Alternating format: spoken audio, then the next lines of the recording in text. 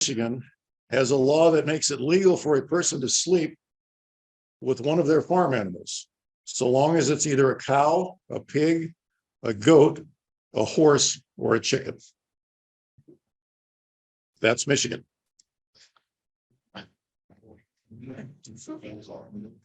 Toward the end of a particularly trying round of golf, Jack was a picture of frustration. He'd hit too many fat shots. Finally, he blurted out to his caddy, "I'd move heaven and earth to break 100 on this course." "Try heaven," said the caddy. "You've already moved most of the earth." A distraught senior citizen phoned her doctor's office. "Is it true," she wants to know, "that the medication you prescribed has to be taken for the rest of my life?" "Yes, I'm afraid so," the doctor said. There was a moment of silence before the senior lady replied, "I'm wondering then, how serious is my condition, because this prescription is marked no refills." I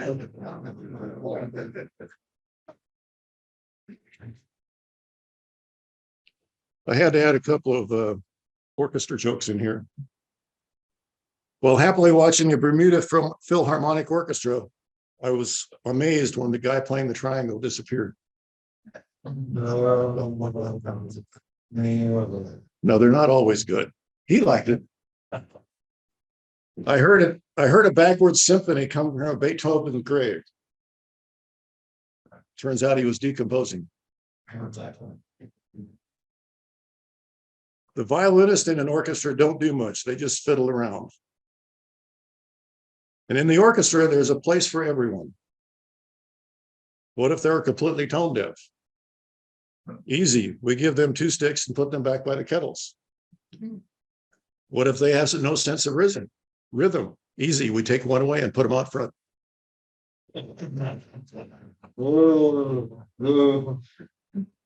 Golf balls are like eggs. They're white, sold by the dozen, and a week later you have to buy some more. The guy on vacation finished his round, goes into the clubhouse, and the head pro says, "Did you have a good time out there?" Man said, "Fabulous, thank you, you're welcome." "How did you find the greens?" Said the man, "Easy, I just walked to the end of the fairway. There they were." After they went into the locker room, another golfer had heard old guys talking about their game and went to a pro and said, "I've been playing golf for a long time and thought I knew all the terminology. But what's a rider?" The pro said, "A rider is when you hit the ball far enough to actually get in the golf cart and ride to it."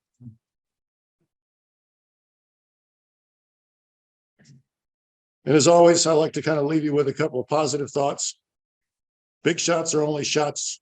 Big shots are only little shots who keep on shooting. Do more things that make you forget to check your phone.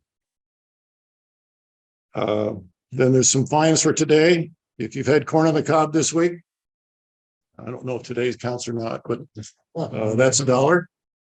If you've never been to the Philharmonic, shame on you, but that's $1. If you watched Walter Cronkite, that's $1. If you played golf in the last week, that's $1. If you're not wearing your Rotary pin, that's $1. There's one other thing I want to say. It's about our speaker today that I don't know that our person that's introducing him is going to bring it up, and I don't know that Neil will bring it up himself either, but he was just honored to be one of the Regional Walk of Fame inductees by the Paul Myers Dunbar Association. So congratulations. Brandon, it's your turn.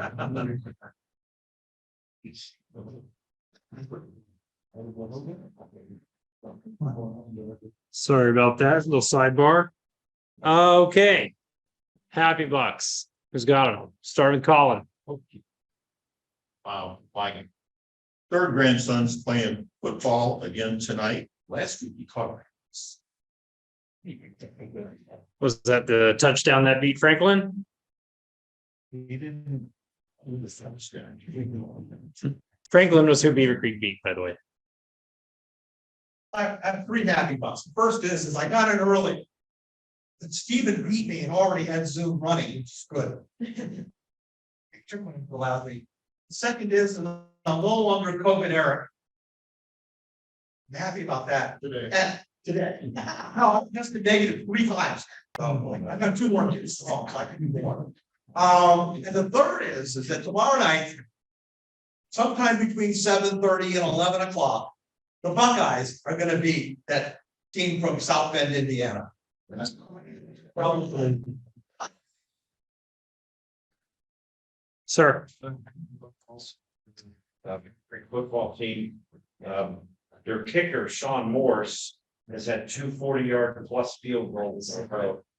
The first game against Xenia, the only 3 points we scored was a 45-yarder. And then against Franklin, he scored a 43-yarder. So we got a really fine kicker on the team. Yeah. Chris. So last night, my little brother typed a big knock and is now officially off the market. National winning. I would argue that his significant other thought he was off the market for a longer period of time than one day so far. Retired 2 months ago. But I will tell you this, she's volunteered for 4 or 5 groups. She's busier now than she ever was. She says it's making such fun.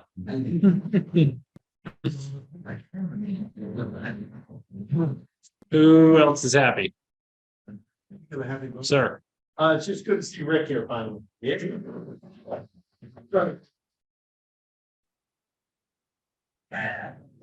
Shannon, I know you've got something.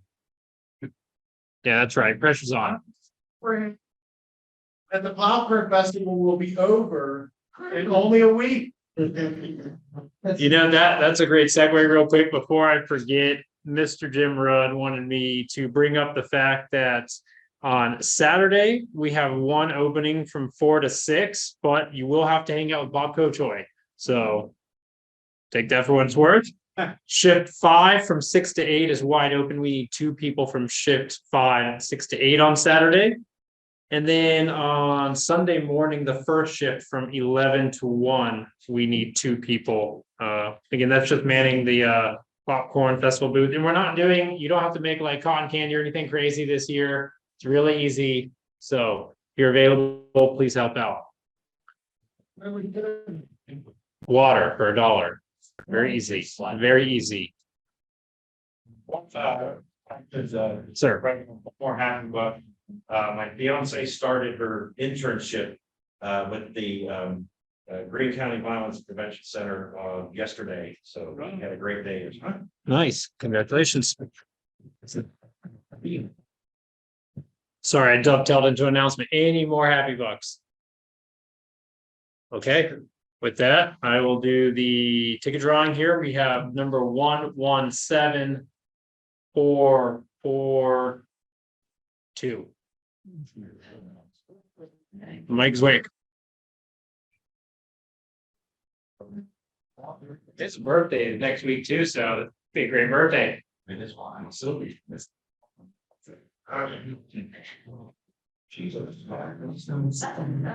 It'll just be an average birthday this year for Mike Zwick. No. Got an announcement? Okay, you're good. Yep, you're good. Real quickly, not around your shirt. After the meeting, so the t-shirts are paid for by Rotary. And essentially they're for us to wear when we go out and do service projects, including the popcorn festival. If you need crap hairs, let me know after the meeting and just I'll make sure you get it. You get one, right? You have to. I got one. Any other announcements? Just as a heads up, as a quality announcement, I will not be here next weekend or next week. But Dave Cusack will be here in my presence. So all complaints should be funneled to him for the next 7 days. And just keep funneling them to him. Okay. I think with that, let's see. Mark Weinstein.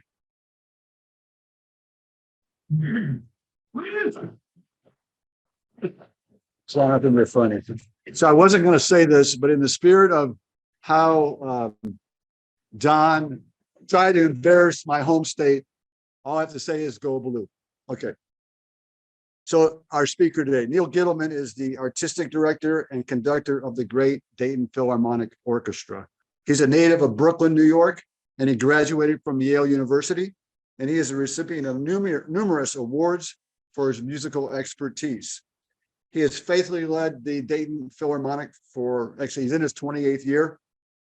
And if you've never been to the Schuster Center for a performance, it's time for you to make it a priority. They're fabulous. The last two programs I went to the Carillon Center to hear the patriotic performance this past year was great.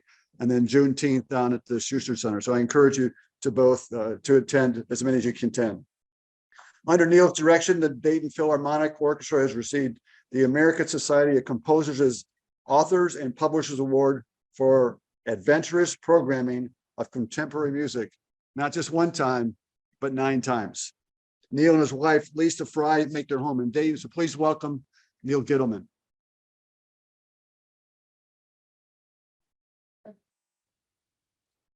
Thank you all. I don't really apologize for wearing a mask. It's a Dayton Philharmonic mask. It's funny because I was on vacation recently. We just got back last weekend, gone up in the north woods of Wisconsin for a couple of weeks. And coming back, I had to remind myself about mask wearing because, even though I've had all the shots, including my flu shot this morning, I have all these people on stage who are relying on me to be there. So I'm just more than a little bit overly cautious because I know that if I get sick and I can't be around for, until they say I can be around again, it screws up a lot of people. So the mask is important. So forgive me, please, if I seem a little bit disoriented as I speak to you today. I have a couple of reasons for that. One is when I come to the Beavercreek Golf Club, I walk in the door, I turn left, I go to the pro shop, I pay my money, I go to the first tee, and I try to figure out whether I'm going to hit 3-wood or driver on that damn first hole. I turn right. I have no idea. I didn't even know there was a right side to this building. So thank you for broadening my horizons. I might also seem a little bit disoriented because I am 99% sure that this is the first time I have given a talk to a service organization since the spring of 2020. It's been what it's been since then. And there are many things that we've given up and haven't been able to do. And I woke up this morning, I said, yeah, I don't think I've spoken to a group since COVID hit. So it's very nice to be here and to be here with you, both the people who are here with us in person, and I assume the people who are watching via Zoom. And it's, Zoom is a strange thing, and we have all, and I've been one of them, spend a lot of time on Zoom in the last couple of years. But it's as used as accustomed as I am to sitting on a Zoom channel and seeing my face on the screen, not with the lips not always moving at the same time as I think my lips are moving. It's really weird to be talking to a Rotary and seeing yourself there on a computer screen right in front of you. So I'm just going to put this little piece of paper there so I don't see myself. So thank you so much for the invitation, and thanks for all the kind words. It is kind of fitting to be doing this on this early day in September, because September is always, for those of us who work in the performing arts, it's always a very special time. There are, of course, summer festivals and things that go on, and there are artists who work throughout the summer. But for all of us, no matter what's happened during the summer, we think of September as when things start up again, the beginning of a whole new cycle of activity.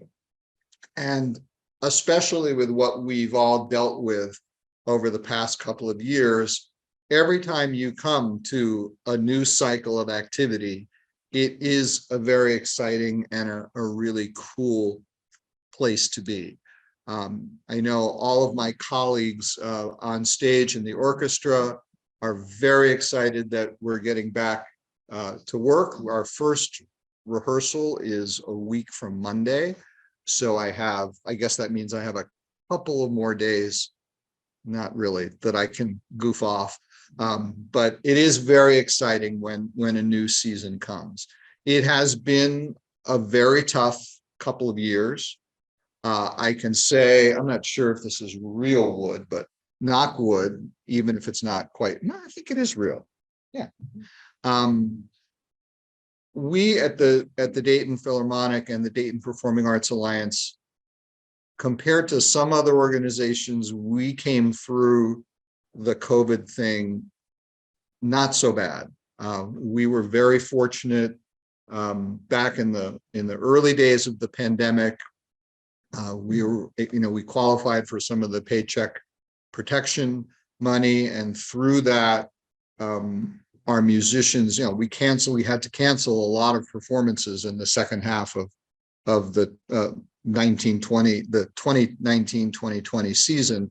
But thanks to the Paycheck Protection Program, our musicians, they weren't quite made whole for the income they lost by not doing those performances, but it was close enough that everybody was in pretty good shape. We also qualified for some of the shuttered venue operators grants, which helped theaters and performing arts organizations and museums. There have actually been 2 rounds of that. And that really helped us get through the challenges of both the first pandemic year and the second one. We're still on the comeback trail. We estimated as we started up performing again that it would probably take 3 years or so to get things back to where they were, to get to the point where audiences were comfortable. And that's, if everything goes well, audiences comfortable coming back to performances again, returning to basically full operations and full pay for our performers. And we're hopeful that 3-year projection is going to be correct. We're basically now at the beginning of year 2, and we saw some really nice positive signs last season, especially in the second half of the season, as our audiences started to get bigger. We had a few concerts that really pretty much looked like the old days when you turned around and looked at the audience. And the audiences have been thankfully very happy with what they've seen, happy to be back at performances. And we just are gonna, I would say put one foot in front of the other. That's more for the dancers. But we're just gonna keep going and hope that things continue on that upward trajectory. Just to give you a little bit of background for those of you who might not know, and I will try to leave some time for questions at the end if there are any things you always wanted to ask a conductor. And I might be able to tell a couple of conductor jokes, but most of them are not entirely clean, if you know what I mean. But there are some good ones.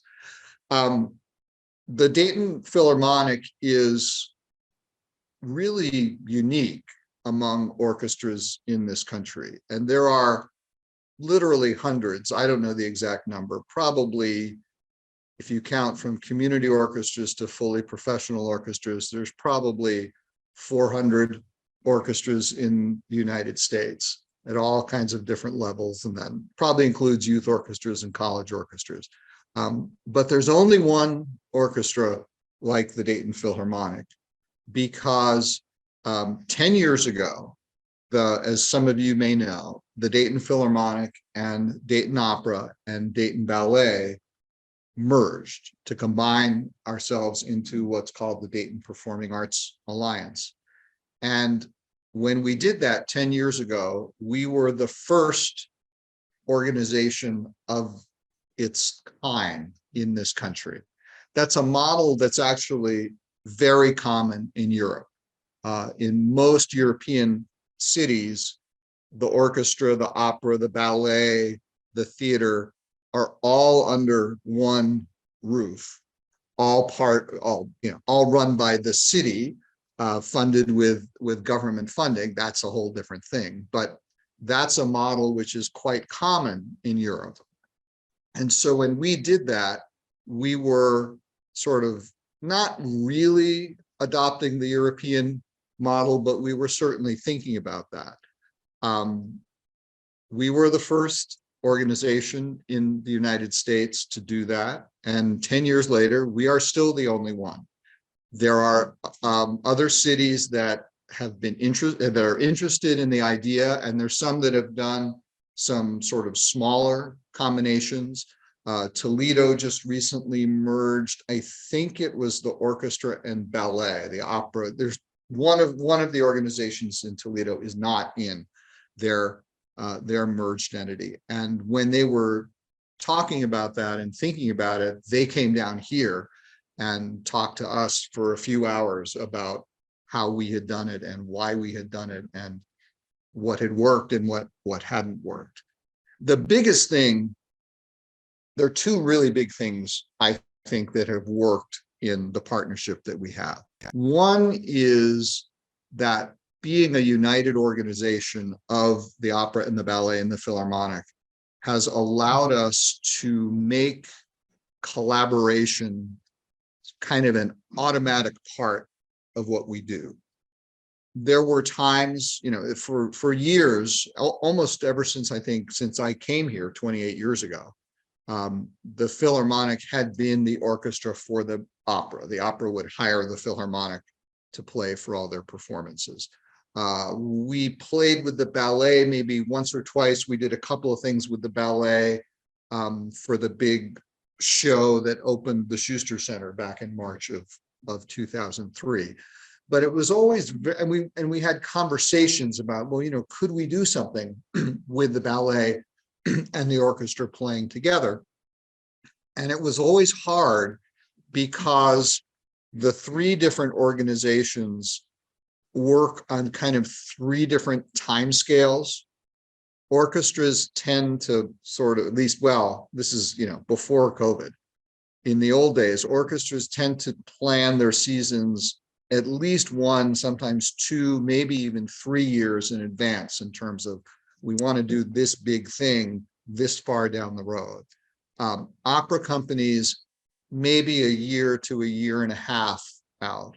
And dance companies, which I never knew until we merged with them, tend to do their planning, especially smaller regional ballet companies like Dayton's, tend to do their artistic planning really on a much shorter, year-to-year basis, for the simple reason that Karen Russo-Burke, our artistic director, until she has contracts signed with her dancers for the next year, she doesn't exactly know who the dancers will be, because they tend to move around a lot. They tend to have short careers just because that's what dance is. And so when we talk, it's hard for her to talk about, well, what do you want to do in 2027? Because she doesn't know what the personnel changes will be in the company between now and 2027. There may be senior, very experienced dancers, who may retire at the ripe old age of 29 or 30. And there may be, there will always be younger dancers coming in, but she doesn't know what their strengths are. And so it's hard for the ballet to think in those long terms. But the fact that we are now all under one roof and that the artistic directors meet with each other every couple of weeks to talk about artistic planning, it helps us to work together and to aim for big things that we want to do in a way that we never really could have done when we were separate. I said there were 2 really good things. I realized there are 3.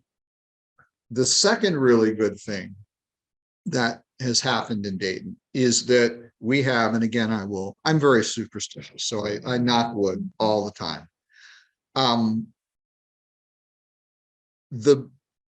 If you compare what we're doing here with what I said was the European model, the good thing in quotes, about the European model is that the funding issues are not as difficult as they are here, because like, for instance, a good example, just to give a specific example, Dayton's sister city is Augsburg, Germany. And I conducted the Augsburg Orchestra many, many years ago. And it's a very good orchestra, and they have the European system. It's the city theater, everybody under the same roof. And it's funded by the government. There's tax money.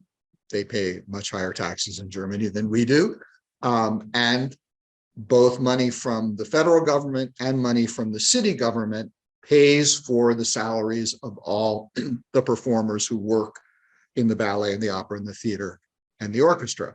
And one of the side benefits of that is that the tickets prices are generally much lower. I mean, if you go to the Vienna State Opera, they're still going to be charging you, the equivalent of $100, $150, $200 for a prime ticket. But most people can get to performances for really what we would consider to be quite inexpensive. $5, $10 gets you a really good seat in most European theaters.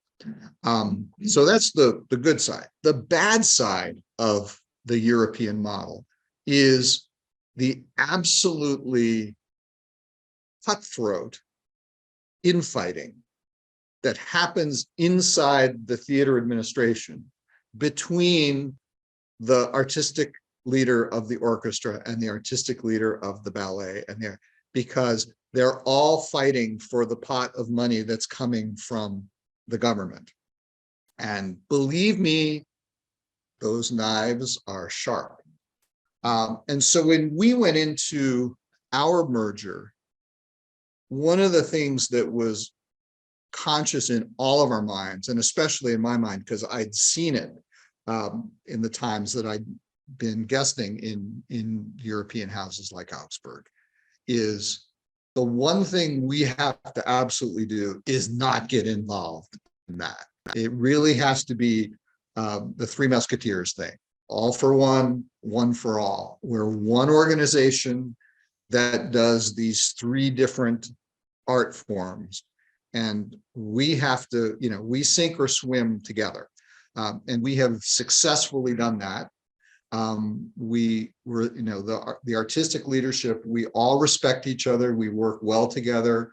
We understand the differences of each other's artistic disciplines, because it's a very different thing being the artistic director of an orchestra or the artistic director of a ballet company or the artistic director of an opera company. We all do different things. We work with our artists in very different ways, and understanding and appreciating the differences of the way we work is very important. So it helps you, not get frustrated with your colleague if your colleague can't make decisions as quickly as you do, because you understand that they have they're making decisions in a different environment within their art form than you are. And we all like each other, and we all get along together, and we work really well together.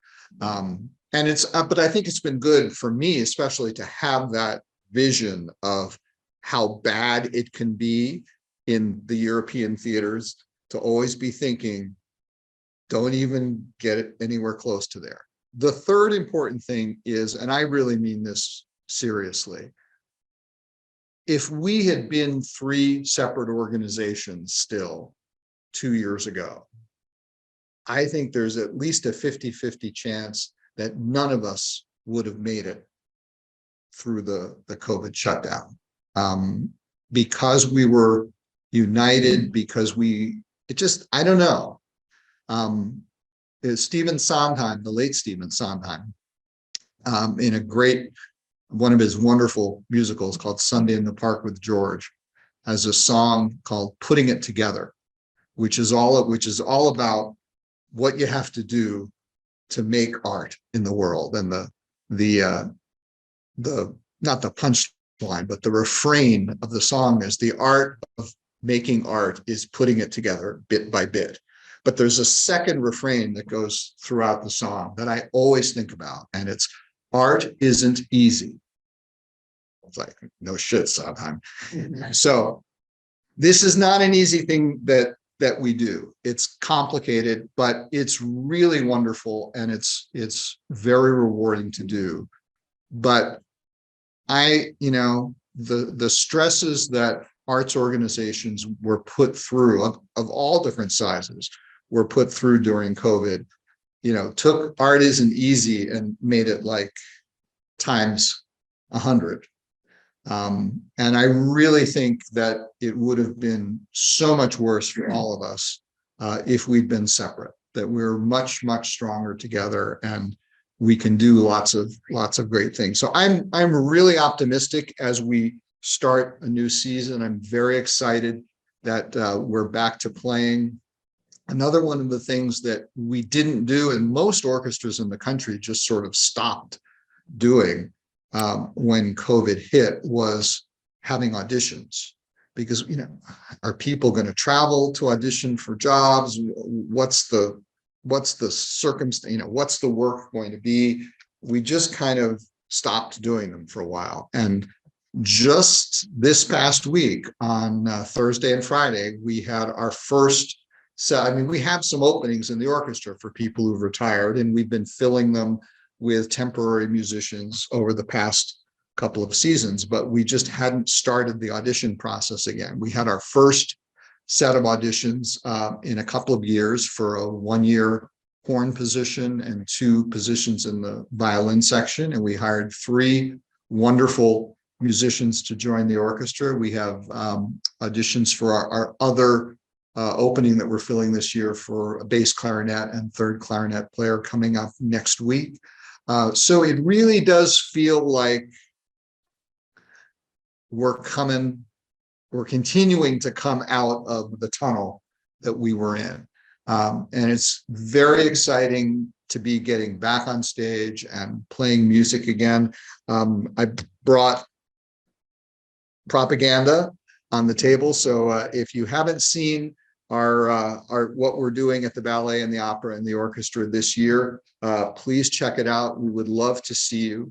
The other thing I would say, and it is actually another good thing stolen slightly from the European model, is just about a year ago, we got a new president and CEO of the Dayton Performing Arts Alliance, a wonderful guy named Patrick Nugent, who came to us he had been with Lyric Opera of Chicago before he came to Dayton. And one of Patrick's things is that he believes that, and he says it all the time from the stage, the arts are for everyone. And that one of the battles that we have to fight here in the United States is the idea that it's too expensive to go to a ballet or an opera or a play or something like that, that it's easier to stay home and watch something that's, quote, free on TV, and that ticket prices for many people are a barrier, either an absolute barrier in terms of they just can't afford it, or it's like, I've never been to an opera before. I don't know if I really want to spend that kind of money just to try something out. And Patrick's thing was, he wanted us to have a certain number of $5 tickets for every performance that we have, so that if someone doesn't have the money, or if someone wants to give it a try but doesn't want to make a big investment, that they have the opportunity to come in for a really low ticket price. And when he was working at Lyric Opera, they wanted to do something like that.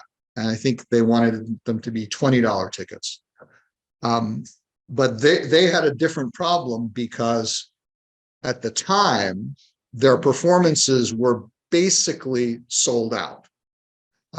They had cut the number of performances so that, they had as many seats as they were selling tickets.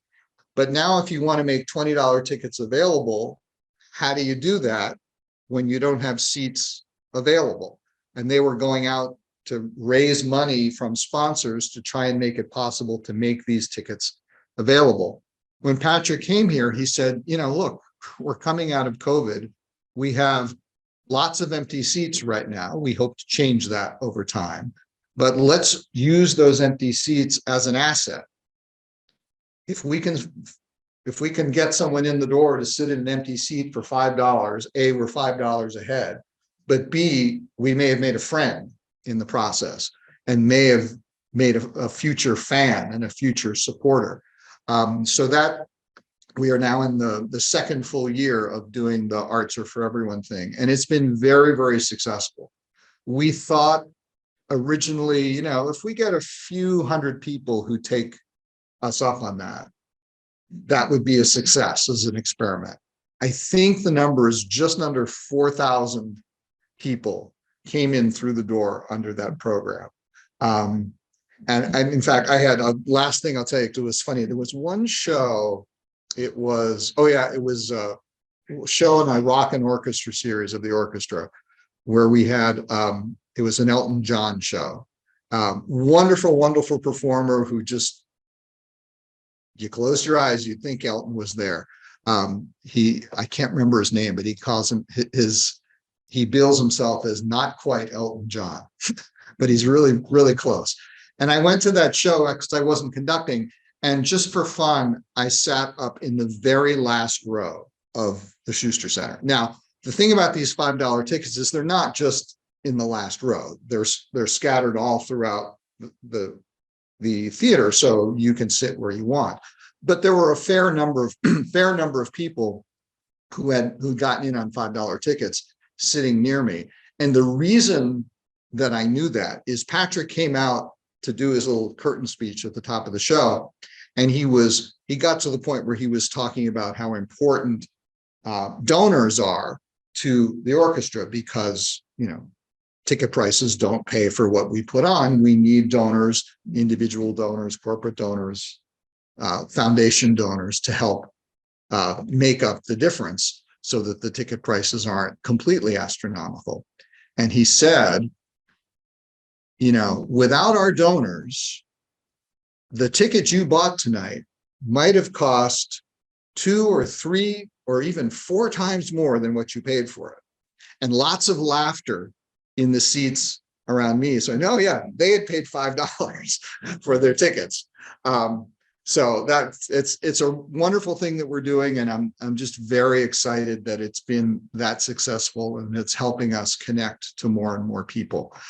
Thanks for listening to my first service organization talk in 2 years, maybe a little bit out of practice, but you've been a great audience. We have a couple of minutes left. If anyone has any questions, I'll be happy to share. Yes. How many musicians in the orchestra? At full strength, we're 83.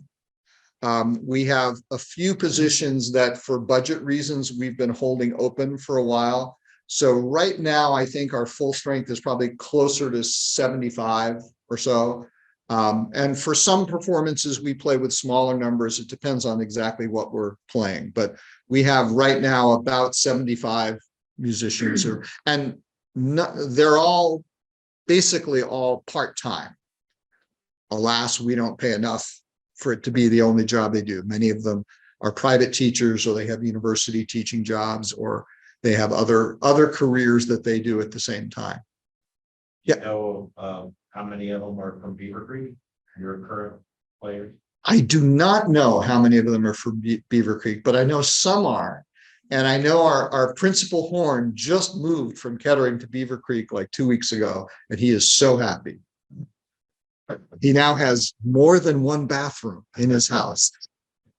And he's got 4 kids, so that really means a lot. Yes. Question. Obviously, we have things to do with the DPYO.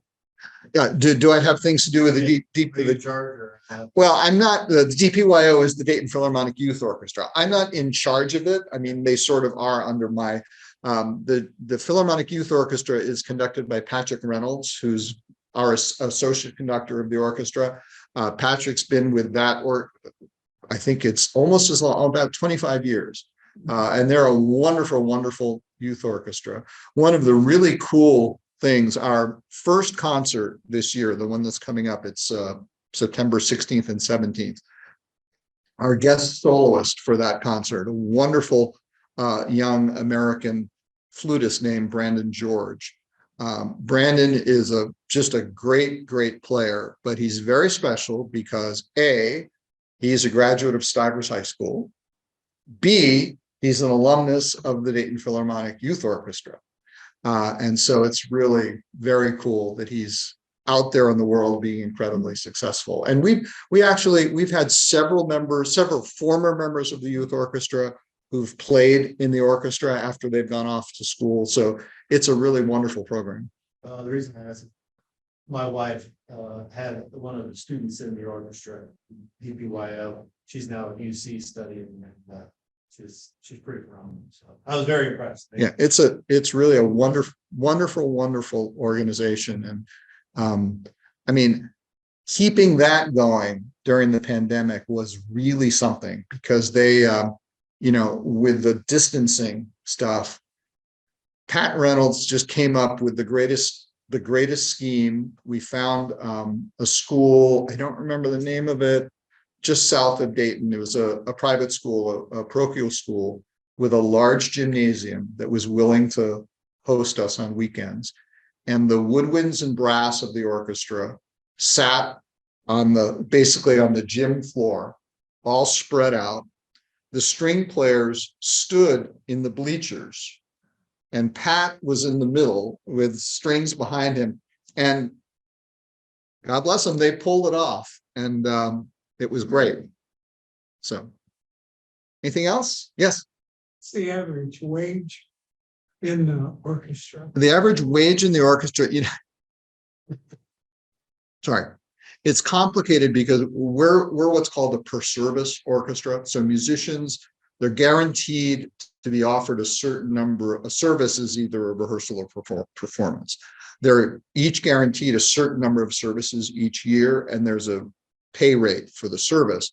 But different people, because of that structure, some people play 105 services on their guarantee, some have 60, some have 7. But I would say you have some people who are probably making annually, the people who play the fewest number of things with us are probably making in the 10,000 range. The people who play everything are probably in 20 to 25. So as I said, it's not a full-time job. I wish it were. But over time, like I said, art isn't easy. But they are, considering how good they are, they're getting paid peanuts. But they turn peanuts into wonderful peanut butter cookies and peanut butter pie. Yes, Tom. This area, my wife and I have 2 subscriptions that we. Oh, that's wonderful. We put aside money for that every year because we want to show we want to go to which. And he brought the arts to Dayton and kept it up, and really done an outstanding job, and actually put Dayton on the map for that. Well, thank you. I appreciate it. And thank you for the kind words about the Walk of Fame nomination. And I just joked that it's another opportunity for the people of Dayton to walk all over me. So thank you so much. And thanks for all you do in the community.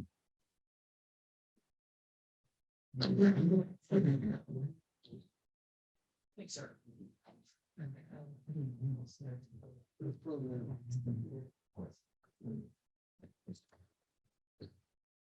Okay, let's see here. We got a book dedication. You already signed it. Beth, you've just been on a roll here. The brain is kind of a big deal. The musical instruments there, so topical as is the trend. We'll be dedicating that to the Beavercreek Library, as I said. So thank you. Next week's greeters, I have Amanda and David Hayes down on the list. Next week's speaker, I have Ohio State Senator Bob Hackett joining us. Let's see. Reminder, coffee at Winans on Monday at 7 a.m. on a holiday for those who are feeling frisky. So I'll be there 7 a.m. No schedule, no agenda. Just come out and chat, have a coffee. Winans is over there on Pentagon near across the street from Soin. So please keep an eye up on beavercreekrotary.com and our Facebook page for any other events, anything else for the good of the club. Shannon Graham. I try. Thank you. Anything else? Okay, with that, will you lead us in the pledge of allegiance, sir?